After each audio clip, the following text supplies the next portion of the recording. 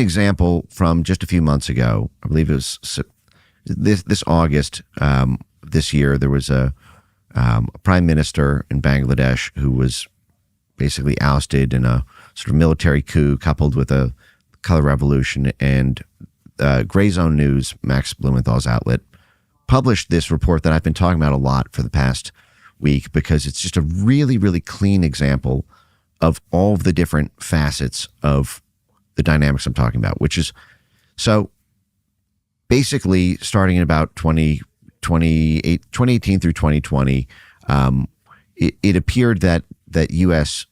statecraft was not particularly pleased with Sheikh Hasina winning this, the prime minister winning the election, and baseline assessments were submitted to the State Department about how to prop up the opposition group, the Bangladeshi National Party, the BNP, which was considered more favorable to U.S.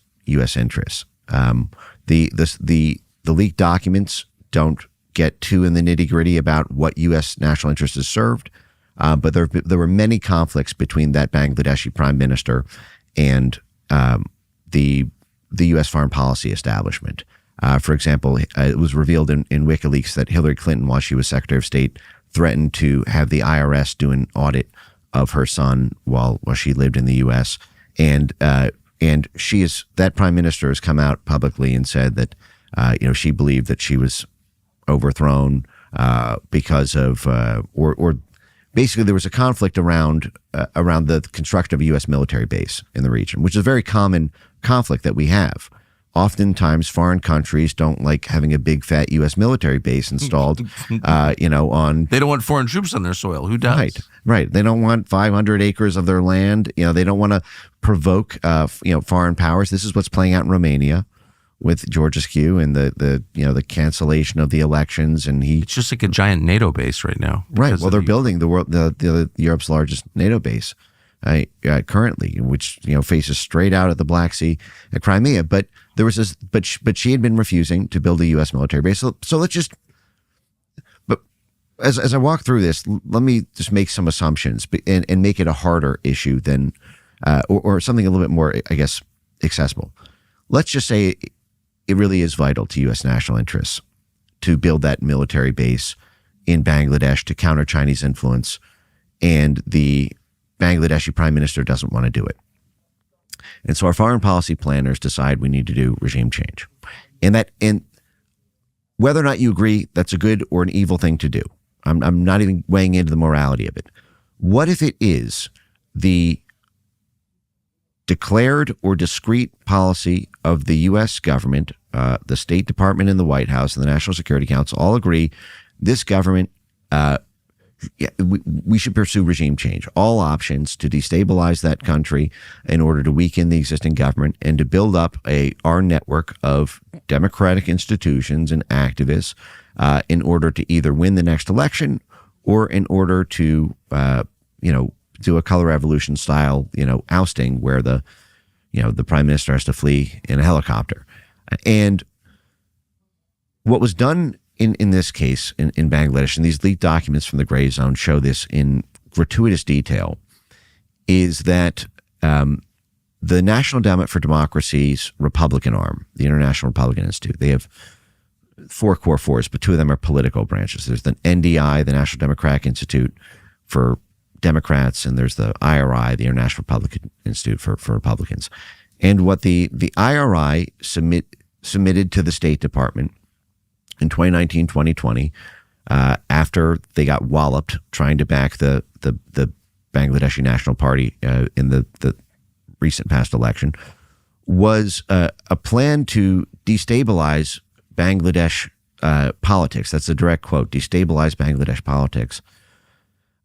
By working with, they listed 170 pro-democracy activists, 304 key informants, and then they did a baseline assessment of the different ethnic groups and cultural cleavage points that they could exploit in order to effectively, either destabilize the country's politics or prop up the the political alternative. And in the process of doing that, they sought the LGBT population, two Bangladeshi ethnic minority groups, and young students and student groups who had already been protesting earlier that year because of a local politics issue there, and they noted that rap music was popular and young people were listening to rap music in Bangladesh. So what do? They turned around and they took U.S. taxpayer funds. They get 100% of their money from the State Department, and they work closely with USAID. They actually administer USAID programs all over Bangladesh and all over the world. And they funded Bangladeshi rap groups to produce songs and music videos insinuating that people should take to the streets and do street protests, and the classic peaceful protest that's has the upside of being a riot, and